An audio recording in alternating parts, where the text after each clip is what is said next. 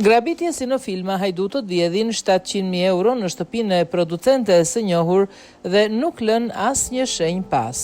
Vjedhja thuhet se ndodhi gjatë 15 gushtit kur zona ishte veçanërisht e qetë për shkak të festave.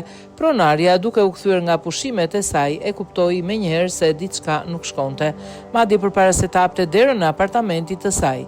Sipas vlerësimeve fillestare nga hetuesit, autorët lëvizën me saktësi dhe shpejtësi pa shkaktuar dëme të mëdha në shtëpi.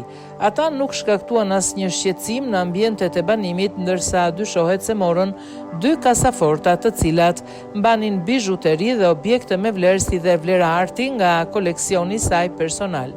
Oficerët e policisë të Nëndrejtoriatit të Sigurisë së Romës nuk përjashtojnë ekzistencën e një bashkëpunëtori që dinte zakonet e pronares dhe informacionin rreth përmbajtjes së banesës. Autoritetet janë veçanërisht habitur nga fakti se nuk u gjetën shenja të dukshme të një vjedhje. Alarmi i apartamentit dyshohet se është manipuluar ose çaktivizuar, ndërsa autorët vlerësohet se kanë përfunduar punën e tyre në afërsisht 15 minuta.